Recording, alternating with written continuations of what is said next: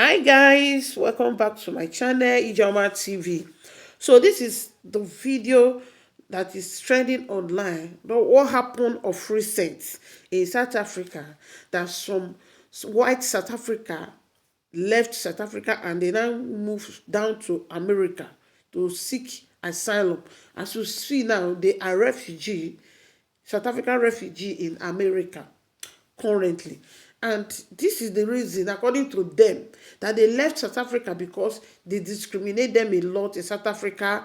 They don't value them because of their skin color. They treat them somehow. So I would like you to watch this video to the end. I will be right back. Thank you. Chris Landau. First of all, let me introduce myself. I'm the Deputy Secretary of State of the United States. This is my friend Troy Edgar. Yeah, I'm the Deputy Secretary of Homeland Security. Again, welcome. So great to have you guys here. I know you've gone through a long flight. I cannot believe there are babies and children who are actually so well behaved. This is much better than mine are. So bless you for that.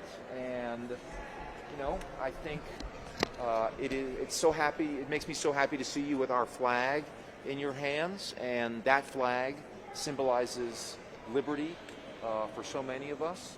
Many of us, our families, have had a journey not that different from the journey that you are embarking on today. My own father was born in Europe and had to leave his country when Hitler came in the 1930s, and made his way to South America first and then eventually to the United States. So he is an immigrant who actually, you know, was able to benefit from the many blessings of this country. And one of the reasons that I really wanted to go and work for the government is because I wanted to give back to this country that really brought freedom to my family and allowed us to escape a very difficult situation in another country. So, you know, I know that this is going to be, you know, any adjustment in life, any change takes a while to get used to. But I want you all to know that you are really welcome here, and that we respect what you have had to deal with these last few years. We respect the long tradition of your people and what you have accomplished over the years. And I am sure that you will be successful. It's, as you know, a lot of you, I think, are farmers, right? When you have quality seeds, you can put them in foreign soil and they will blossom, they will bloom. And we are excited to welcome you here to our country, where we think you will bloom, and we will hopefully allow you to have fulfilling lives for your children, and then we will bloom and we will benefit alongside you. So thank you very much for coming here. Yeah. I'd like to add, again, on behalf of President Trump, Secretary Noem, we're just so grateful that you guys are here. You know, everybody within DHS, we've been so excited to be able to get you guys here to process, to vet, everything, so you guys get a really warm start. After all I was tracking your flight, 12 hours that you were last night. I'm like, oh my God. So thank you for just the patience of being able to get here.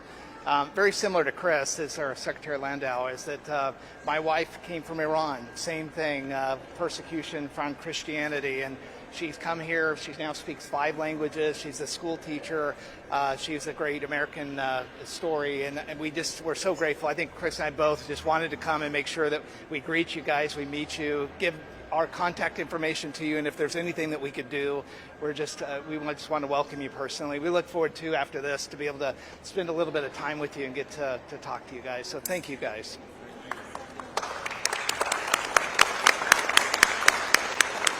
Do you think that this group of white South Africans should be considered refugees or not? Because, fun fact, they're actually the only refugees that America has allowed into the country since Trump took office. They've completely suspended their refugee program and even denied entry to people from war zones. So why did they accept 59 people from South Africa today? Well, some claim there is a genocide taking place in South Africa against white farmers in particular, and that the government recently passed laws that allows them to legally take land from white farmers at their discretion. Many white farmers claim that they are being politically and racially persecuted. Donald Trump himself has used these claims when being asked why he's granted them entry when he's refused others. Farmers are being killed. They happen to be white, but whether they're white or black makes no difference to me. The South African government, on the other hand, disagrees with these these claims, saying a refugee is someone being politically, religiously, or economically persecuted. They are not. Rather, South Africa's president said that the white minority make up the wealthiest in the country, earning on average more than 3 times as much as black South Africans. And according to a government 2017 land audit report, despite only making up roughly 7% of the population, white South Africans own 72% of South Africa's private farmland, while black South Africans make up more than 90% of the country's population, but only hold 4% of all privately owned land. In addition to this, a South African court recently ruled that the claims of white genocide in the country was, quote, clearly imagined and not real. However, the nuance there is that it doesn't mean that farm attacks and murders don't happen, because data from civil rights organizations show that they clearly do. But whether they constitute a genocide or even widespread racially motivated killings is heavily contended. In fact, the decision to class them as refugees is so divisive that it's got the freaking church picking sides. In a massive move, the Episcopal Church just terminated their 40-year-long partnership with the US government on refugee resettlement, saying that it refuses to support Trump's decision to prioritize white Afrikaners over other refugees. So the question is, what do you think? This is for the Americans. If you're not an American, feel free to watch, but please try and get it to the Americans. My name is Bianca van Wyk, born in South Africa, live in South Africa. Today you will be welcoming the so-called white Afrikaans refugees. They are there based on an offer made to them, which I must say was informed by disinformation about South Africa. Now, I've seen a lot of takes on who Americans think they are receiving. Okay, you are not getting successful, professional, white, middle class South Africans that are fleeing South Africa. The people you are getting are the people that believe that there is discrimination against them based on their race. Keep in mind, we live in the most unequal country in the world. We have, for instance, 70% of agricultural land and agricultural holdings are owned by white South Africans. 62 to 68% of top leadership positions in corporate are filled by white males.